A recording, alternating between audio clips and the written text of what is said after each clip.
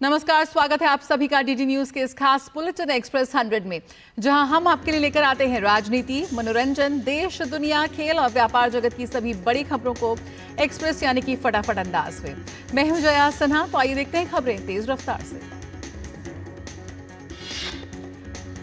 राष्ट्रपति द्रौपदी मुर्मू आज से उड़ीसा के 2 दिवसीय दौरे पर भुवनेश्वर और कटक में विभिन्न कार्यक्रमों में बतौर मुख्य अतिथि होंगी शामिल। राष्ट्रपति द्रौपदी मुर्मू आज अखिल भारतीय आयुर्विज्ञान संस्थान भुवनेश्वर के 5वें दीक्षांत समारोह में बतौर मुख्य अतिथि होंगी शामिल। राष्ट्रपति मंगलवार को कटक में राविंद्र शाह विश्वविद्यालय के 13वें वार्षिक दीक्षांत समारोह में बतौर मुख्य अतिथि भी शिरकत करेंगे। राष्ट्रपति द्रौपदी मुर्मू मंगलवार को कटक में आदि कवि सरला दास की जयंती समारोह में होंगी शामिल और कलिंग रत्न पुरस्कार 2024 करेंगी प्रदान। केंद्रीय गृह एवं सहकारिता मंत्री अमित शाह आज नई दिल्ली में भारत विकास परिषद के 63वें स्थापना दिवस समारोह को संबोधित करेंगे। बिहार विधानसभा चुनाव से पहले चुनाव आयोग की तैयारियां तेज, राज्य के लगभग सभी मतदाताओं से किया सीधा संपर्क स्थापित। चुनावी तैयारियों के अंतर्गत 24 जून 2025 से पहले बिहार की मतदाता सूची में शामिल लोगों के लिए चुनाव आयोग चला रहा है विशेष गहन पुनरीक्षण कार्यक्रम। बिहार के 80% से अधिक मतदाता पहले ही जमा कर चुके हैं अपने गणना प्रपत्र। ईसीआई नेट में नया सत्यापन मॉडल पूरी तरह से सक्रिय मौजूद। चुनाव आयोग की ओर से लगभग 1 लाख बीएलओ कर रहे हैं निरंतर कार्य। 20,000 से अधिक नवनियुक्त बीएलओ भी शामिल। बिहार विधानसभा चुनाव से पहले वरिष्ठ नागरिकों, दिव्यांग मतदाताओं और अन्य कमजोर समूहों की सहायता के लिए 4 लाख से अधिक स्वयंसेवक भी नियुक्त। ग्रुप कैप्टन शुभांशु शुक्ला के साथ आज भारतीय समय अनुसार 4:30 बजे एक्सियोम 4 मिशन होगा अंतर्राष्ट्रीय अंतरिक्ष स्टेशन से अनडॉक। अंतरिक्ष में 18 दिन बिताने के बाद कल पृथ्वी पर वापस आ जाएगा ये मिशन। केंद्रीय मंत्री जितेंद्र सिंह ने एक्स पर पोस्ट कर दी इस प्रक्रिया की जानकारी। ग्रुप कैप्टन शुभांशु शुक्ला ने अपनी इस यात्रा पर कहा कि उनके लिए ये यात्रा विश्वसनीय रही, साथ में जुड़े लोगों की वजह से खास बन गया ये पूरा mission. Group captain Shubhanshu Shukla ने मिशन को संभव बनाने के लिए देशवासियों, इसरो, नासा और उसके अंतर्राष्ट्रीय सहयोगियों को कहा धन्यवाद। मिशन के बारे में नासा ने जानकारी देते हुए बताया कि सभी अंतरिक्ष यात्री अपने रिसर्च को पूरा करने के बाद स्पेस से लेकर आ रहे हैं कई खास चीजें। ड्रैगन यान में करीब 263 किलो वैज्ञानिक सामान, नासा का हार्डवेयर और 60 से ज्यादा साइंस एक्सपेरिमेंट्स के डेटा होंगे शामिल। विदेश मंत्री डॉक्टर एस जयशंकर चीन के तियानजिन में आयोजित एससीओ विदेश मंत्रियों की बैठक में लेंगे भाग। बैठक से इतर करेंगे द्विपक्षीय बैठकें। बैठक के दौरान विदेश मंत्री विभिन्न क्षेत्रों में एससीओ सहयोग और प्रमुख अंतर्राष्ट्रीय एवं क्षेत्रीय मुद्दों पर विचारों का करेंगे आदान प्रदान। एससीओ में 10 सदस्य देश शामिल, चीन, रूस, Bharat, Iran, Kazakhstan, Kyrgyzstan, Pakistan, Tajikistan, Uzbekistan और बेलारूस इस संगठन के सदस्य। विदेश मंत्री डॉक्टर एस जयशंकर ने इससे पहले कल अपने सिंगापुर दौरे के दौरान सिंगापुर के उप प्रधानमंत्री ग्यान किम योंग से की मुलाकात। विदेश मंत्री ने विभिन्न द्विपक्षीय पहलुओं पर निरंतर प्रगति पर खुशी जताई। विदेश मंत्री डॉक्टर एस जयशंकर ने सिंगापुर में अपने समकक्ष विवियन बालकृष्ण से की मुलाकात। दोनों नेताओं ने द्विपक्षीय मुद्दों पर की अहम बातचीत। यात्रियों की सुरक्षा को ध्यान में रखते हुए भारतीय रेलवे ने उठाया बड़ा कदम। ट्रेन के सभी डिब्बों में सीसीटीवी कैमरे लगाने का लिया निर्णय। रेल मंत्री अश्विनी वैष्णव और राज्य मंत्री रवनीत सिंह बिट्टू ने रेल इंजनों और बोगियों में सीसीटीवी कैमरा लगाने के कार्य की समीक्षा की। ट्रेन में सीसीटीवी कैमरे लगाने से चोरी डकैती जैसी घटनाओं पर लग सकेगा अंकुश। यात्रियों की निजता को बचाने के लिए दरवाजों के पास लगेंगे सीसीटीवी कैमरा। केंद्रीय रसायन और उर्वरक मंत्री जेपी नड्डा अपनी सऊदी अरब यात्रा के दौरान रियाद में उद्योग एवं खनिज संसाधन मंत्री बंदर बिन इब्राहिम अल खौरियाफ से की उन्होंने मुलाकात। उर्वरक, पेट्रोकेमिकल और फार्मा क्षेत्र में सहयोग बढ़ाने पर चर्चा हुई। सऊदी अरब की कंपनी माडीन और भारतीय सार्वजनिक क्षेत्र के उपक्रमों के बीच हुए अहम समझौते। केंद्रीय मंत्री जेपी नड्डा ने सऊदी अरब के ऊर्जा मंत्री से भी की मुलाकात। दोनों देशों के बीच आर्थिक भागीदारी बढ़ाने के तरीकों पर हुई चर्चा। पश्चिम बंगाल में बेटियों के साथ लगातार हो रहे दुष्कर्म की घटना पर भाजपा ममता सरकार पर हमलावर। छात्रा से सामूहिक दुष्कर्म की घटना को लेकर पूरे पश्चिम बंगाल में निकाल रही है कन्या सुरक्षा यात्रा। बंगाल विधानसभा में नेता प्रतिपक्ष व भाजपा नेता सुवेंदु अधिकारी ने कहा, बंगाल का वातावरण बेहद खराब, कोई बेटी या कोई बहन सुरक्षित नहीं। बेटी बचाओ ममता भगाओ, यही है भाजपा का नारा। मध्य प्रदेश के मुख्यमंत्री डॉक्टर मोहन यादव दुबई की यात्रा पर। डॉक्टर मोहन यादव आज Indian business and professional council के प्रतिनिधियों के साथ करेंगे बैठक।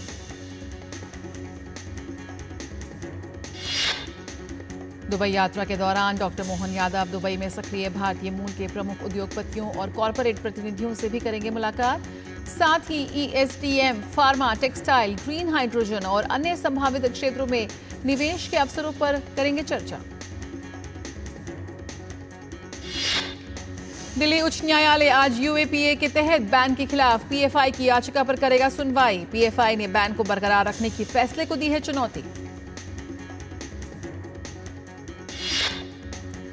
यमन की जेल में बंद भारतीय नर्स निमिषा प्रिया को फांसी से बचाने के लिए दाखिल याचिका पर सुप्रीम कोर्ट में आज होगी सुनवाई। केरल की रहने वाली निमिषा पर हत्या का दोष साबित होने के बाद 16 जुलाई को होनी है फांसी। भगवान शिव पर अनुचित टिप्पणी करने और पीएम मोदी की आपत्तिजनक कार्टून बनाने के आरोपी हेमंत मालवीय की अग्रिम जमानत याचिका पर सुप्रीम कोर्ट में आज होगी सुनवाई। अभिव्यक्ति की स्वतंत्रता का दुरुपयोग के चलते हाईकोर्ट ने नहीं दी थी जमानत। Social media influencer Sharmishtha Panoli के खिलाफ हेट स्पीच के केस में एफआईआर दर्ज कराने वाले वजाहत खान की याचिका पर सुप्रीम कोर्ट में आज होगी सुनवाई। वजाहत खान पर धार्मिक भावनाएं भड़काने और नफरत फैलाने वाली सामग्री को पोस्ट करने के मामले में 6 राज्यों में दर्ज है एफआईआर। शिवसेना उद्धव गुट के चुनाव चिन्ह तीर धनुष पर दावे को लेकर दायर याचिका पर सुप्रीम कोर्ट में आज होगी सुनवाई। शिवसेना के मूल चुनाव चिन्ह को शिवसेना शिंदे गुट को आवंटित किए जाने के बाद उद्धव गुट पहुंचा था सुप्रीम कोर्ट। भारत के अभूतपूर्व चंद्रयान 3 मिशन प्रक्षेपण की दूसरी वर्षगांठ आज। मिशन की सफलता के साथ चंद्रमा पर सॉफ्ट लैंडिंग करने में सक्षम देशों के विशिष्ट समूह में शामिल हो गया था भारत। भारतीय अंतरिक्ष अनुसंधान संगठन इसरो ने साल 2023 में आज ही के दिन श्रीहरिकोटा के सतीश धवन अंतरिक्ष केंद्र से किया था इस मिशन को सफलतापूर्वक प्रक्षेपित। छत्तीसगढ़ विधानसभा का मानसून सत्र आज से होगा शुरू। 18 जुलाई तक चलने वाले इस सत्र के हंगामेदार होने के आसार।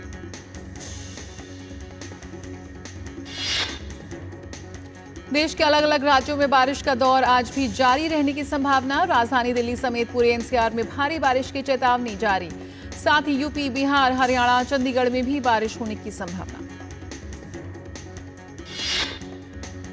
मध्य प्रदेश और राजस्थान के कई इलाकों में भारी बारिश का रेड अलर्ट जारी। लगातार हो रही बारिश से मध्य प्रदेश में कई नदियों का जलस्तर बढ़ा।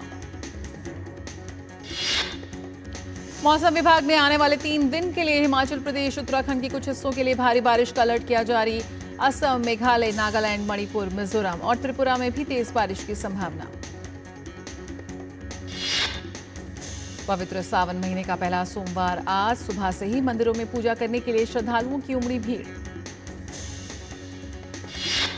मध्य प्रदेश के उज्जैन स्थित महाकालेश्वर ज्योतिर्लिंग में सावन के पहले सोमवार पर की गई विशेष भस्म आरती।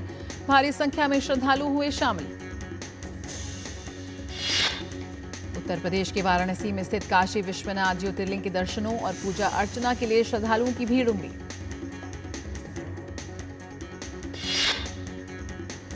पवित्र सावन माह के पहले सोमवार के अवसर पर प्रयागराज स्थित मनकामेश्वर मंदिर में श्रद्धालुओं ने की विशेष पूजा अर्चना। सावन के पहले सोमवार के अवसर पर अयोध्या में भी भक्तों की भीड़। अयोध्या के हनुमानगढ़ी मंदिर में श्रद्धालुओं का पहुंचना जारी। द्वादश ज्योतिर्लिंगों में से एक बाबा बैद्यनाथ की नगरी देवघर में भी सावन के पहले सोमवार के अवसर पर उमड़ी भक्तों की भीड़। दूर दूर से गंगा जल लेकर पहुंच रहे हैं श्रद्धालु। राजधानी दिल्ली में भी सावन के पहले सोमवार पर भक्तों की भीड़ उमड़ी। राजधानी स्थित गौरीशंकर मंदिर में पूजा अर्चना के लिए सैकड़ों की संख्या में पहुंच रहे हैं श्रद्धालु। श्री अमरनाथ पवित्र यात्रा निर्बाध रूप से जारी। श्रद्धालुओं का 12वां जत्था पवित्र गुफा के दर्शन के लिए पहलगांव के नूनवान बेस कैंप से हुआ रवाना। तमिलनाडु के मदुरई स्थित सुब्रमण्यम स्वामी मंदिर में आज विशेष कुंभाभिषेकम का होगा आयोजन। आयोजन से पहले मंदिर को विशेष रोशनी से सजाया गया। रुकेंगे एक छोटे से ब्रेक के लिए, जल्द हाजिर होते हैं।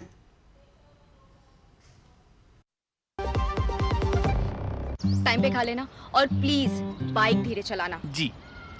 और ये तुम्हारी सेफ्टी के लिए। अरे एक बात तो रह गई। LIC ये हमारी सेफ्टी के लिए। दिल की सुनो, LIC चुनो। LIC हर पल आपके साथ। मेरी पसंद, मेरी पसंद, मेरी पसंद, मेरी पसंद, हमारी पसंद। हम सबकी पसंद। मजबूत देश का मजबूत सरिया हो गया स्टील। और ब्रेक के बाद स्वागत है, आप देख रहे हैं एक्सप्रेस 100। वित्त वर्ष 2024 और 25 में सरकार द्वारा PLI के लिए जारी किए गए कुल फंड में से 70% इलेक्ट्रॉनिक्स और फार्मा उद्योग को मिला है।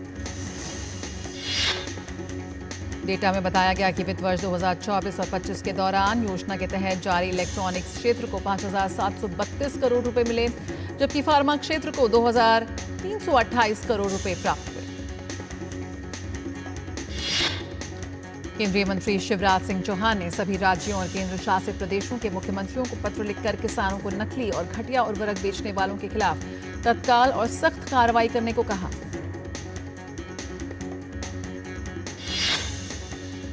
भारतीय उद्योग परिसंघ के साथ साझेदारी में औरंगाबाद इंडस्ट्रियल सिटी में 20,000 वर्ग फुट में कौशल विकास केंद्र की स्थापना की जाएगी, जिसके लिए अगले सप्ताह एक समझौता ज्ञापन पर हस्ताक्षर होने की उम्मीद।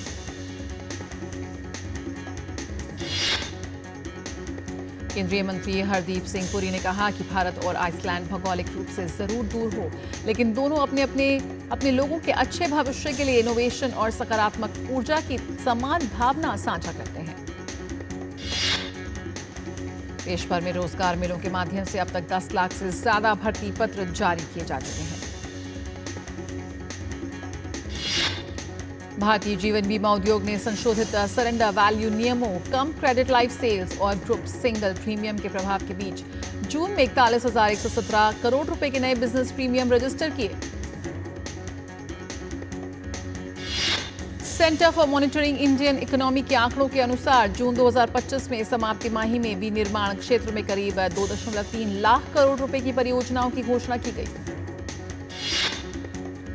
वैश्विक स्वास्थ्य नवाचार के क्षेत्र में भारत के आयुष इनोवेशन को विश्व स्वास्थ्य संगठन ने सराहा। विश्व स्वास्थ्य संगठन की रिपोर्ट में भारत के आयुष इनोवेशन और उसमें AI के अग्रणी प्रयासों को शामिल किया गया। सतत और समावेशी विकास की दिशा में एक अहम कदम उठाते हुए नीति आयोग और पूर्वोत्तर क्षेत्र विकास मंत्रालय ने पूर्वोत्तर जिला SDG सूचकांक का दूसरा संस्करण जारी किया। ये रिपोर्ट संयुक्त राष्ट्र विकास कार्यक्रम के सहयोग से तैयार की गई है।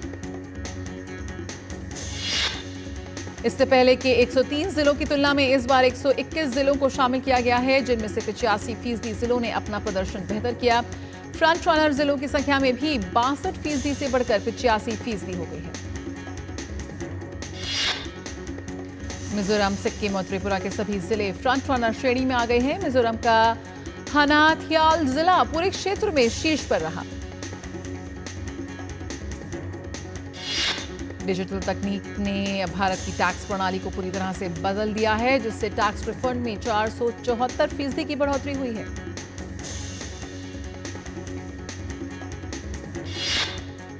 भारतीय रिजर्व बैंक के जारी आंकड़ों के अनुसार देश का स्वर्ण भंडार सप्ताह के दौरान 34.2 करोड़ डॉलर बढ़कर 84.846 अरब डॉलर पर पहुंचा। आईसीआरए की रिपोर्ट के अनुसार वित्त वर्ष 2026 में भारत के घरेलू हवाई यात्रियों की संख्या में 7 से 10% की मजबूत वृद्धि का अनुमान। केंद्रीय मंत्री हरदीप सिंह पुरी ने कहा कि भारत के रूस से कच्चे तेल की खरीद से वैश्विक ऊर्जा कीमतों को स्थिर स्तर पर लाने में मिलेगी मदद। केंद्रीय भारी उद्योग मंत्री एचडी कुमारस्वामी ने बताया कि भारत सरकार ने देश के रेयर अर्थ मैग्नेट निर्माताओं के लिए 1345 करोड़ रुपए की सब्सिडी देने की योजना तैयार की है।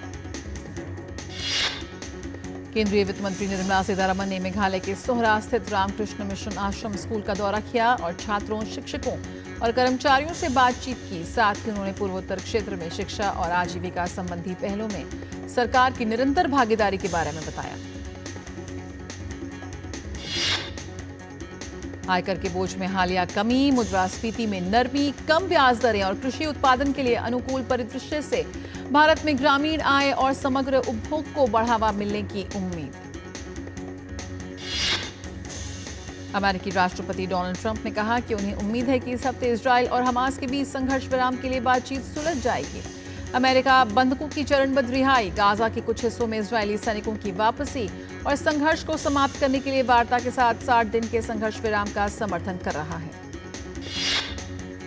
इजरायली प्रदर्शनकारी यरूशलेम में इजरायली प्रधानमंत्री बेंजामिन नेतन्याहू के कार्यालय के बाहर एकत्र हुए और गाजा में अभी भी बंधक बनाए गए शेष 50 लोगों की वापसी की उन्होंने मांग की। स्थानीय अधिकारियों ने कहा कि मध्य गाजा में इजरायली मिसाइल के हमले में कम से कम 8 फिलिस्तीनी मारे गए हैं, जिनमें से अधिकांश बच्चे थे और 1 दर्जन से अधिक अन्य घायल हुए हैं। आईडीएफ ने इसके लिए खराबी को जिम्मेदार ठहराया है। अमेरिकी राष्ट्रपति डोनाल्ड ट्रंप ने कहा कि 1 महीने में टैरिफ राजस्व में तेज वृद्धि की भविष्यवाणी की गई है। उन्होंने कहा कि आयात पर शुल्क जल्द ही अत्यंत मजबूत स्तर पर पहुंच जाएगा।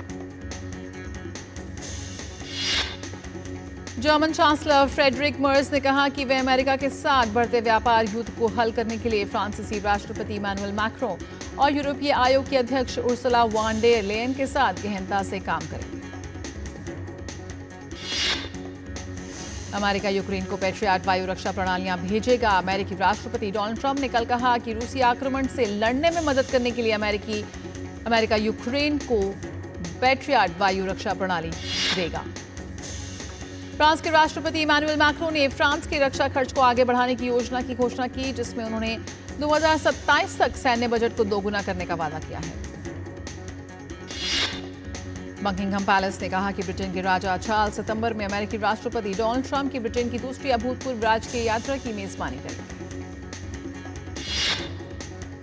इंग्लैंड के दक्षिण पूर्वी तट पर लंदन साउथ एंड हवाई अड्डे पर एक छोटा विमान दुर्घटनाग्रस्त हुआ। केंटकी के लेसिंगटन में पुलिस बल तैनात कर दिया गया है, क्योंकि एक बंदूकधारी ने केंटकी के एक चर्च में 2 महिलाओं की हत्या कर दी और हवाई अड्डे के बाहर एक राज्य सैनिक को गोली मारकर घायल कर दिया। दक्षिण पूर्वी स्पेन के एक कस्बे में दक्षिणपंथी प्रवासी विरोधी समूह और दंगा पुलिस के बीच झड़प हुई। ये झड़प अज्ञात हमलावरों द्वारा एक बुजुर्ग व्यक्ति पर हमले के बाद हुई। कैमरून के 92 वर्षीय राष्ट्रपति पॉल बिया ने आधिकारिक तौर पर घोषणा की है कि वे 12 अक्टूबर को होने वाले राष्ट्रपति चुनाव में अभूतपूर्व 8वीं बार लड़ेंगे चुनाव। ग्रैंड कैनियन के उत्तरी किनारे पर लगी ड्रैगन ब्रावो आग के कारण आसपास के लोगों और आगंतुकों को सुरक्षित स्थानों पर जाना पड़ा। साथ ही तेज हवाओं के कारण आग फैलती गई और ड्रैगन ब्रावो की आग 5000 एकड़ तक फैल गई थी। पश्चिमी तुर्की में एक नई जंगली आग भड़क उठी है। इस गर्मी में तुर्की में हजारों जंगली आग लग चुकी है और जिसके कारण देश भर में लगभग 50,000 लोगों को अस्थायी रूप से अपने घर छोड़ने पड़े हैं। सीरिया के लताकिया ग्रामीण इलाके में जंगल की आग के कारण 15,000 हेक्टेयर से ज्यादा कृषि भूमि और जंगल सिर्फ 10 दिनों में राख में तब्दील हुए। राख में तब्दील होने के बाद हजारों लोग बेघर हो गए हैं और उनके घर तबाह हो गए हैं। नाइजीरिया के पूर्व राष्ट्रपति मुहम्मदू बुहारी का लंबी बीमारी के बाद लंदन में निधन। बुहारी 2015 और 23 तक अफ्रीका के सबसे अधिक आबादी वाले देश का नेतृत्व उन्होंने किया था। भारत और इंग्लैंड के बीच लॉर्ड्स में खेला जा रहा सीरीज का तीसरा टेस्ट रोमांचक मोड़ पर 193 का रन के लक्ष्य का पीछा करते हुए चौथे दिन का खेल खत्म होने तक भारतीय टीम ने 4 विकेट खोकर 58 रन बना लिए हैं। आज मैच के आखिरी दिन भारत को मैच जीतने के लिए 135 रन बनाने हैं। केएल राहुल 33 रन बनाकर नाबाद हैं। इससे पहले इंग्लैंड की दूसरी पारी 192 रन पर सिमटी। भारत की तरफ से वॉशिंगटन सुंदर ने 4 विकेट हासिल किए, वहीं जसप्रीत बुमराह और मोहम्मद सिराज ने 2-2 विकेट चटकाए। दुनिया के नंबर 1 टेनिस खिलाड़ी यानिक सिनर ने विंबलडन का खिताब जीता। फाइनल में सिनर ने 2 बार के डिफेंडिंग चैंपियन स्पेन के कार्लोस अल्कराज को हराया।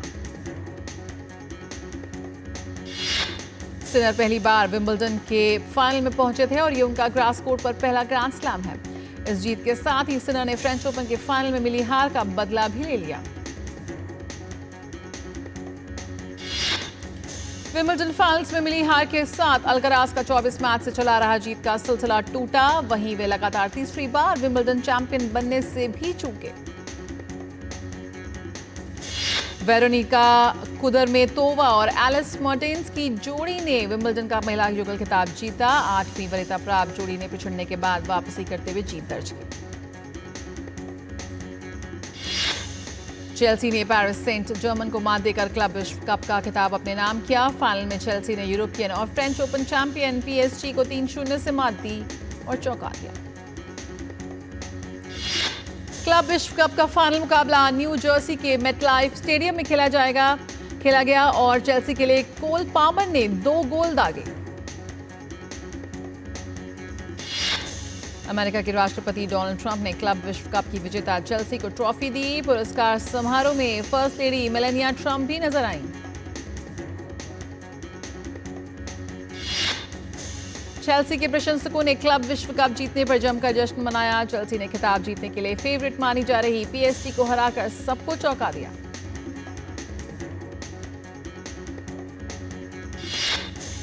महिला यूरो में फ्रांस के नीदरलैंड्स को 5-2 से दी मात। अब क्वार्टर फाइनल में फ्रांस का सामना होगा जर्मनी से। फ्रांस के कोच ने ग्रुप ऑफ डेथ का विनर बनने पर खुशी जताई। उन्होंने कहा कि उन्हें अपनी टीम पर गर्व है।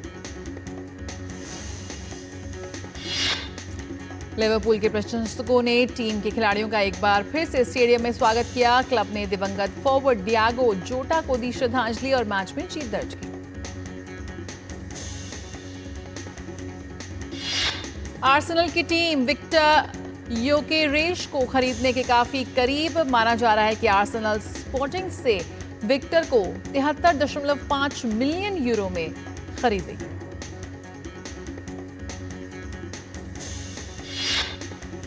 एक्सप्रेस न्यूज में फिलहाल इतना ही। हमें दीजिए इजाजत। खबर का सिलसिला लगातार डीडी न्यूज पर जारी रहेगा। बने रहिए हमारे साथ। नमस्कार।